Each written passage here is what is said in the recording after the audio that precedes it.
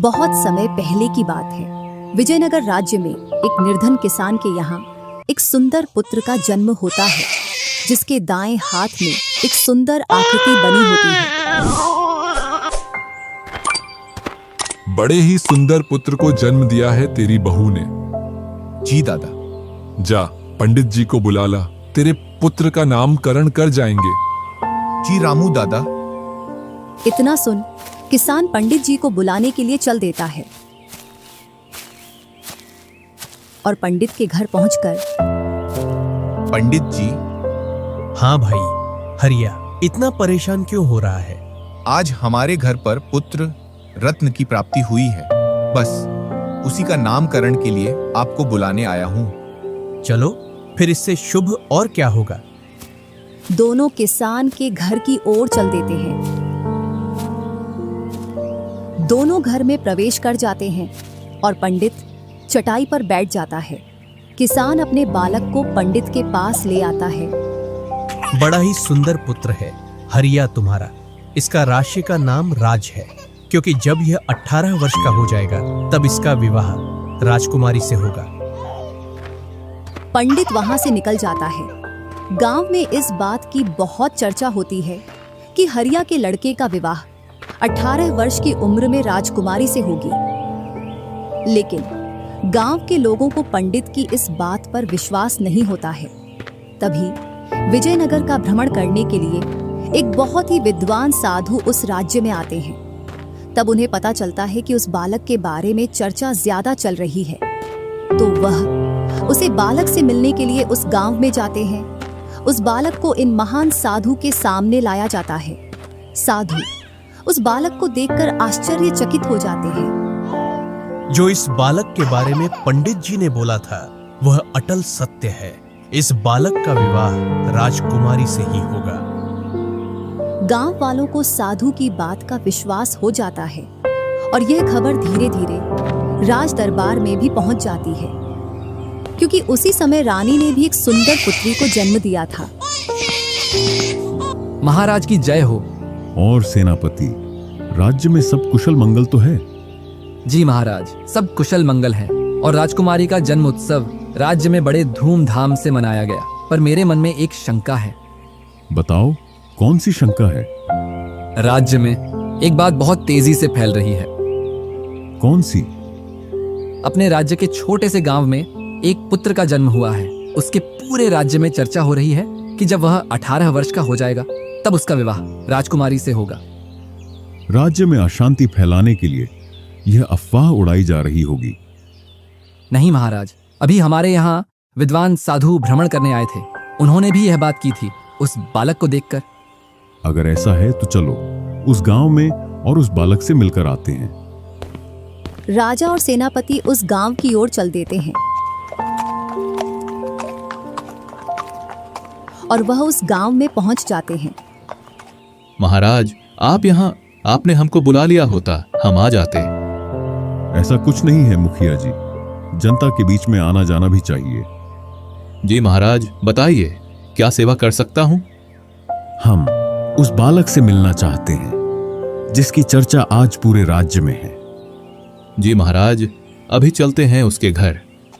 गांव का प्रधान सेनापति और राजा को हरिया के घर ले जाता है और राजा जब उस बच्चे को देखते हैं तो चौंक जाते हैं। इतना सुंदर बालक। फिर राजा मन ही मन सोचता है, मैं अपनी राजकुमारी का विवाह इस गरीब किसान के पुत्र के साथ कभी नहीं होने दूंगा। राजा अपना गुस्ताखी भरा दिमाग भिड़ाता है और सोचता है, इस बालक को किसान से लेकर इसे जंगल में ले जाकर मार दूंगा। महाराज कुछ बोलिए। इतना सुंदर बालक मैंने अपने जीवन में पहली बार देखा है। यह बालक तो हमारे साथ राजमहल में रहेगा, इसके लिए यह घर ठीक नहीं है। नहीं मालिक, ऐसा मत बोलिए, हम हमारे बच्चे को कहीं नहीं जाने देंगे। राजा जैसे तैसे उस किसान और उसकी बहू को कुछ धन देकर मना लेता है। राजा उस बच्चे को लेकर जंगल की ओर चल देता है। चलते चलते वह एक बहुत ही घने जंगल में पहुंच जाता है और वहां जाकर रुक जाता है। वह उस बच्चे को एक बड़ी सी लकड़ी पर रख देता है और अपनी तलवार निकालकर इस बच्चे पर वार करने जाता है। अरे महाराज रुकिए, ये क्या अनर्थ कर रहे हो?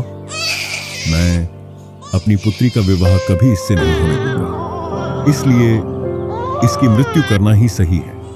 नहीं महाराज, अगर प्रजा को यह मालूम चल गया कि आपने एक मासूम बच्चे की जान ली है तो प्रजा आपको कभी माफ नहीं करेगी। तो मैं इसका इंतजार करूं कब बड़ा हो और यह राजकुमारी से विवाह करे?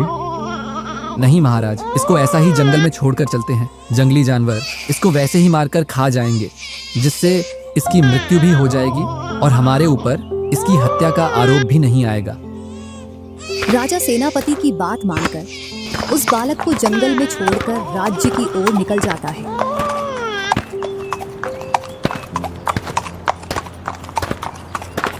उसी जंगल के रास्ते से पास ही के गांव का मुखिया अपने गांव की ओर जा रहा था।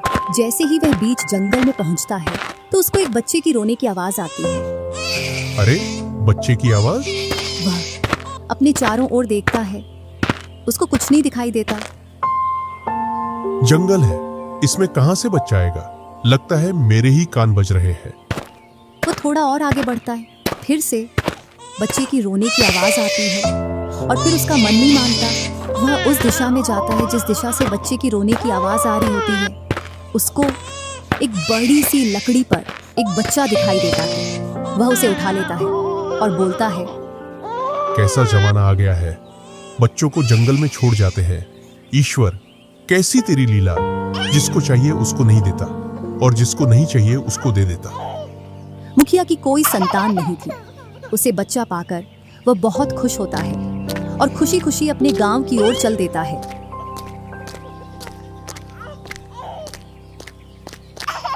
घर पहुंचते ही सुनती हो भाग्यवान, देखो हम आपके लिए क्या लेकर आए हैं। मुखिया की पत्नी एकदम घर से बाहर निकलती है और देखती है मुखिया के हाथ में एक बहुत ही सुंदर सा बच्चा है। ये किसका बच्चा उठा लाए आप? ये किसी का बच्चा नहीं है, ये बच्चा तो मुझे जंगल में मिला। ईश्वर ने हमारी इतने दिनों से नहीं सुनी थी, आज सुनी है। ईश्वर की कृपा से हमारे घर में भी अब संतान का सुख होगा। क्या सच में आपको जंगल में मिला ये बच्चा? अब आज से यह बच्चा हमारा है और मैं ही इसकी माँ हूँ आज से। मुखिया की पत्नी बहुत ही खुश होती है और वह उस बच्चे को मुखिया से लेकर घर में ले जाती है। धीरे धीरे समय गुजरता गया।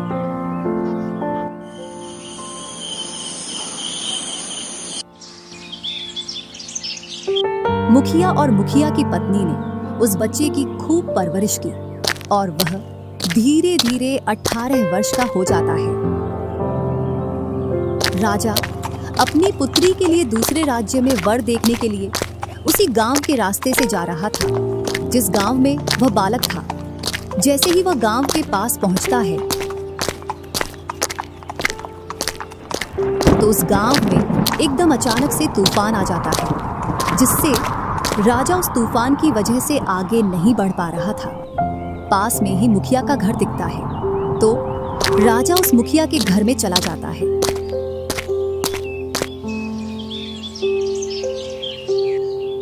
मुखिया के घर में एक सुंदर युवक को देखकर राजा चौंक जाता है। क्या यह तुम्हारा बेटा है? ये तो बहुत ही सुंदर है। हाँ, ये मेरा बेटा है, क्योंकि मैंने इसे पाल पोस कर बड़ा किया है। आज से लगभग 18 वर्ष पूर्व ये बच्चा मुझे गांव के पास वाले जंगल में मिला था। राजा मुखिया की बात सुनकर चौंक जाता है। राजा को सब याद आ जाता है कि यह वही बच्चा है जिसे मैं 18 वर्ष पूर्व मारना चाहता था। क्या आप इस लड़के को मेरा एक काम करने की आज्ञा दे सकते हो? जी महाराज, क्यों नहीं, ये तो इसका सौभाग्य है जो यह आपके काम करेगा। दरअसल मैं रानी के पास एक पत्र भिजवाना चाहता हूँ। यह पत्र बहुत ही जरूरी है। इसके बदले में आपको सोने की मुद्राएं दूंगा। मुखिया भेजने के लिए तैयार हो जाता है और वह लड़का भी जाने के लिए तैयार हो जाता है। राजा ने एक पत्र लिखकर उसको मुहर बंद करके उस लड़के को दे दिया। लड़का वह पत्र लेकर राजमहल की ओर चल देता है।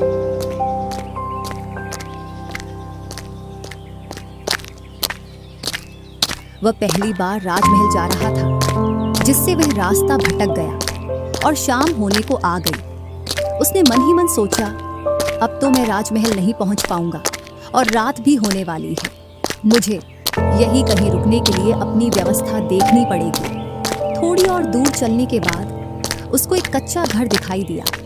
वह घर के पास चला जाता है। जब वह घर के अंदर देखता है तो उसमें बूढ़ी औरत लकड़ी जला रही थी। लड़के ने सोचा, आज की रात यहीं गुजार लेता हूँ, और वह घर के अंदर चला जाता है। तू कहाँ से आ रहा है और इस सुनसान जंगल में कहाँ जा रहा है? मैं राजमहल जा रहा हूँ, राजा का पत्र रानी को देने के लिए, लेकिन अब तो रात हो गई है और मैं रास्ता भी भूल गया हूँ। मुझे ये घर दिखाई दिया तो रात रुकने के लिए मैं यहाँ आ गया। बेटा, तू यहाँ रुक तो सकता है, लेकिन ये डाकुओं का अड्डा है और उन लोगों ने तुझे अगर यहाँ देख लिया तो वो मुझे मार देंगे। बूढ़ी औरत की इतनी बात सुनकर लड़का एक बार तो घबरा जाता है, पर अंधेरे में कहीं और जाना इतना आसान नहीं था और वह दिन भर का थका हारा था। उसको नींद भी आ रही थी। उसने सोचा, जो होगा वह देखा जाएगा, अब रात में और कहाँ जाऊंगा। तो वह वहीं रात रुक जाता है। बूढ़ी औरत ने घर के कोने में उस लड़के को सुला दिया। लड़का घर के कोने में चुपचाप सो जाता है। जैसे ही आधी रात होती है तो डाकू अपने ठिकाने पर आ जाते हैं। जैसे ही वे उस लड़के को देखते हैं तो बुढ़िया पर बहुत गुस्सा करते हैं। ये कौन है? इसको यहाँ क्यों सुला रखा है? यह बच्चा जंगल में रास्ता भटक गया है, इसलिए यह यहाँ सिर्फ रात काटने के लिए रुका है। जैसे ही सुबह होगी यहाँ से निकल जाएगा। डाकू उसकी तलाशी लेते हैं, जिसमें उनको एक चिट्ठी मिलती है। उस चिट्ठी पर राजा की मोहर होती है। डाकू मोहर को देखकर घबरा जाते हैं। कहीं यह हमको मरवाने या पकड़वाने के लिए तो नहीं आया है। सभी डाकू उसको मारने की सलाह बनाते हैं। बूढ़ी औरत उनसे मना करती है, ऐसा मत करो, वह एक मासूम लड़का है, वह आपको पकड़वाने के लिए नहीं आया है। तेरी बातों का विश्वास नहीं करेंगे। तू हमें इसके हाथों से मरवाना चाहती है। यह तुम लोग क्या बोल रहे हो? मैं ऐसा क्यों करूंगी? पहले आप इस चिट्ठी को खोलो, इसके बाद कुछ करना। डाकू चिट्ठी को खोलते हैं, उसको पढ़ते हैं। उसमें लिखा था, जैसे ही यह लड़का राजमहल आ जाए तो इसको तुरंत मरवा दिया जाए। डाकू एक बार फिर लड़के की तरफ देखते हैं तो वह एक भोला भाला और मासूम लड़का है। डाकू चिट्ठी को बदल देते हैं और उसे वापस मोहर बंद करके लड़के के पास रख देते हैं और सभी डाकू वहां से चले जाते हैं।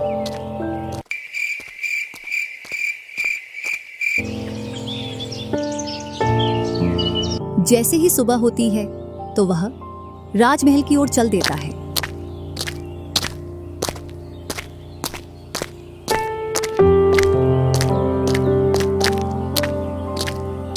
दोपहर तक राजमहल पहुंच जाता है। राजमहल में जाकर रानी को चिट्ठी देता है। रानी चिट्ठी को पढ़ती है। उस चिट्ठी में लिखा था, जैसे ही यह लड़का राजमहल पहुंचे उसका विवाह उसी दिन राजकुमारी से कर दिया जाए। रानी राजा के इस निर्णय से एक बार तो चौंक जाती है। जैसे ही रानी ने लड़के को देखा, वह लड़का रानी को बहुत सुंदर और बहुत अच्छा लगा और रानी ने उसी दिन राजकुमारी और उस लड़के का विवाह करवा दिया।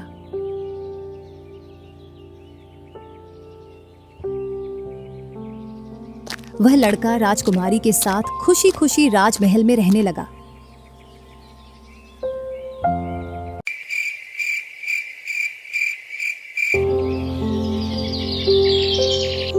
कुछ समय बाद राजा अपने राजमहल आया तो वह उस लड़के के बारे में जानना चाहता था कि उस लड़के के साथ क्या हुआ है। राजा ने रानी से पूछा, उस पत्र वाले लड़के का क्या हुआ? आपके कहे अनुसार उस लड़के का विवाह अपनी पुत्री से कर दिया। राजा इतना सुनकर बहुत गुस्से में आ जाता है। जिस बात को वह नहीं होना देना चाहता था, आखिर वह हो ही गई। राजा अपने राज दरबार में सभा बुलाता है और उस लड़के को दंड देता है। तुमने हमारे साथ छल किया है। नहीं महाराज, हमने आपके साथ छल नहीं किया है।